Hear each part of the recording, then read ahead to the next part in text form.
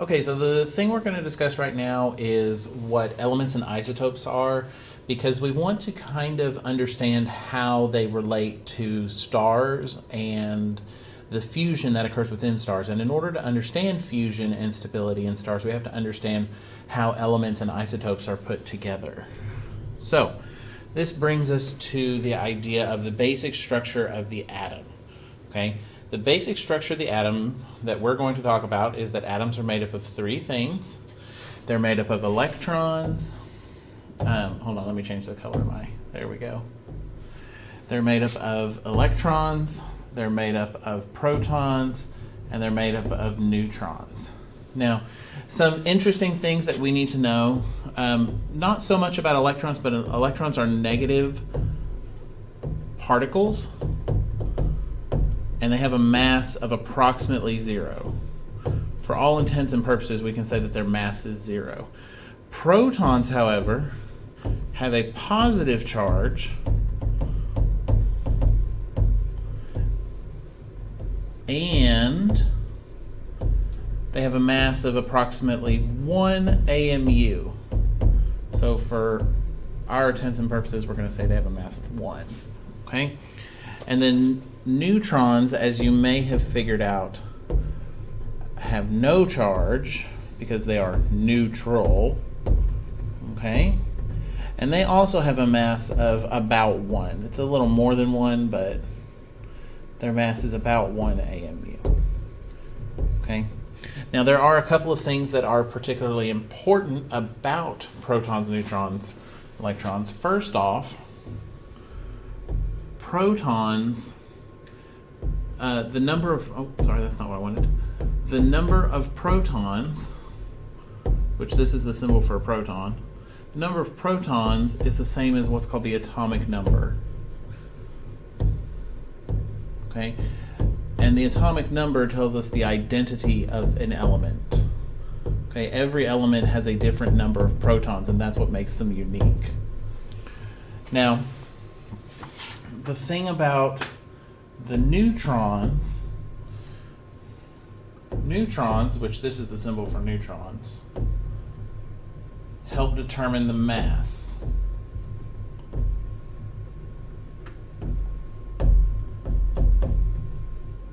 And we'll talk more about this in a little bit. Help determine the mass of the atom. Oh, it would help if I could spell the correctly, wouldn't it? The mass. Okay, so because protons weigh 1 and because neutrons weigh 1, they contribute to the mass of the atom, whereas the electron does not. Okay, and we'll talk about this here in a little bit. Now, my slides have cut off part of the periodic table, but I'm sure deep down you're okay with that. The periodic table of elements, it kind of tells us the identity of an element and allows us to see how the elements are related to one another, and you'll talk more about that in chemistry. But the reason I show you this is I want you to pay attention to this number right there. That is the atomic number, and I realize that's a little blurry on this, but I know it's not blurry on the notes that I gave you. That's the atomic number. And remember, the atomic number is also the number of protons. Okay? This is just a real quick rundown of the basics. You'll talk a lot more about this in chemistry. So when we look at elements on the periodic table, such as iron, its atomic number is 26. That means that it has 26 protons. When we look at an element like bismuth, it has a atomic number of 83. That means it has 83 protons. Okay, and that becomes important when we try to determine the identity of an element. So we need to keep that in mind going forward. Okay, now here's the big thing I want to talk about.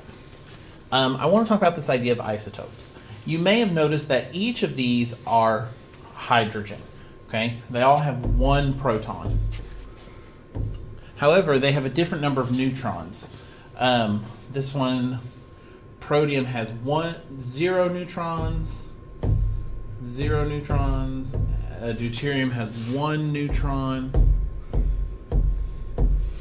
and tritium has 2 neutrons. Okay, but they're all still hydrogen. Okay, this symbol right there, that's the symbol for hydrogen, is H. It is still all hydrogen. That is because these are different isotopes. Okay, and an isotope, and this is not the actual textbook definition, this is just how I remember it, is a version of the atom, version of the element or atom,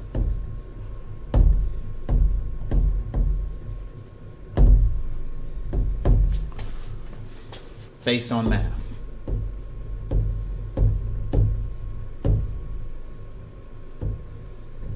Okay? Because if we look at these three symbols, this number is different. And that number is the one I told you, or I'm sorry, I haven't told you yet. It's the number I'm going to tell you is the mass number. Okay? Notice how it corresponds to, there's one particle there. There's two particles there. There's three particles there. Okay? But the one on the bottom only corresponds to, oh gosh darn it, the one on the bottom corresponds to one proton. One proton. One proton. So the number on the bottom corresponds to the atomic number, whereas the number on top corresponds to what we call the mass number. Which brings us to this symbol. This is called an ion isotope symbol. Sometimes referred to as just an isotope symbol,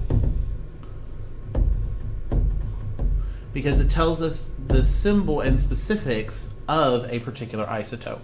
So the mass number is this number in the top left corner. And it is the number of protons. So the number of protons plus the number of neutrons equals the mass number, which tells us how heavy the atom is. Okay, which is particularly relevant later on. And then this number in the bottom left corner is the atomic number, which is the number of protons, which is the identity of the element. If you know the atomic number, then you also know the identity of the element, because you can look it up on the periodic table.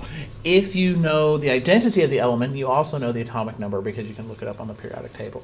And then, of course, this big thing here in the middle is the elemental symbol that we get from the periodic table.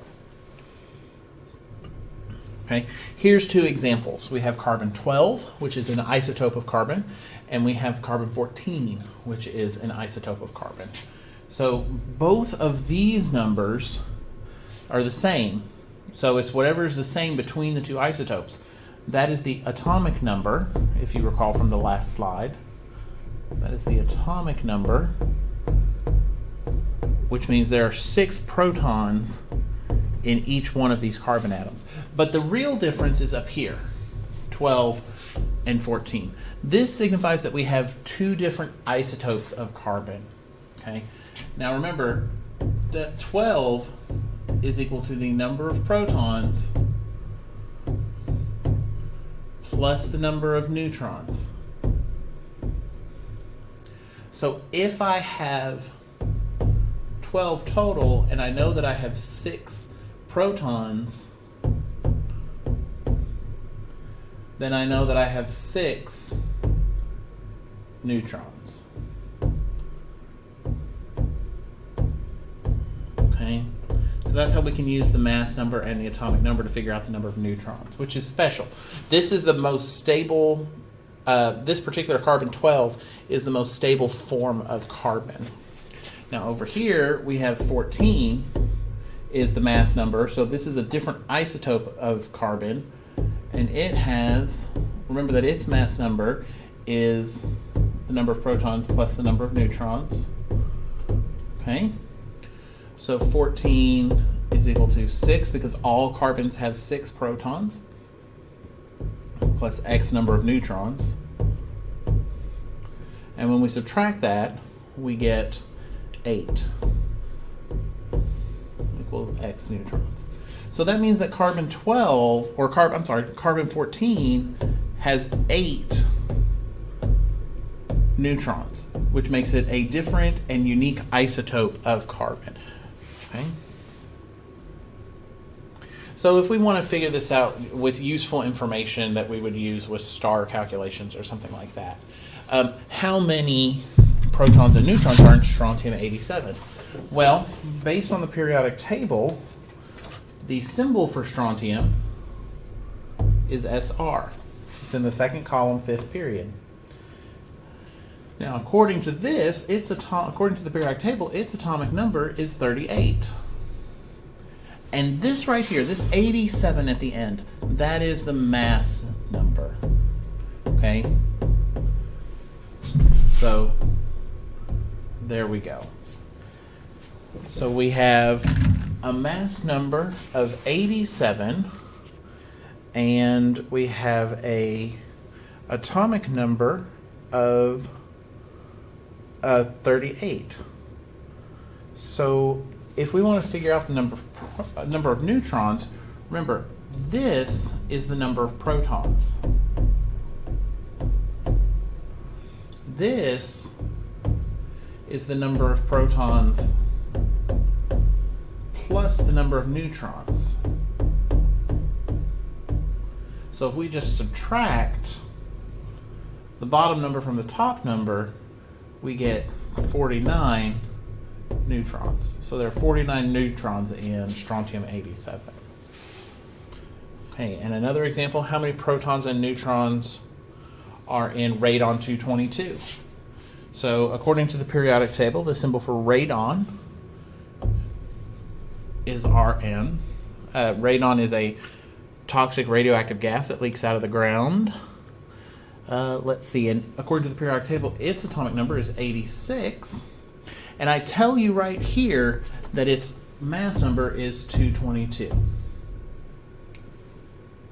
So, just like the last one, all I have to do is subtract the atomic number from the mass number, and I get 136 neutrons.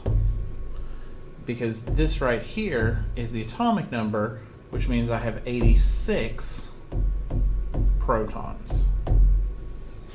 Okay. I've been forgetting that little plus. I hope that's okay with you all. Okay, and our last example here, this is something that occurs in young stars. They synthesize magnesium. Well, youngish stars, probably about a third of the way through their lifespan. I found some caps. So we have magnesium, which according to the periodic table, magnesium has the symbol Mg and the atomic number 12. And I tell you right here that its mass number is 24. So we know that it has 12 protons. And if we subtract these two, now we know it has 12 neutrons. Okay?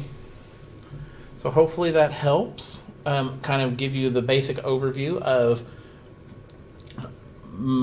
isotopes and how we figure out their mass and how we figure out their atomic number and how we figure out the number of neutrons, because that'll really help when we get into stars and nuclear fusion.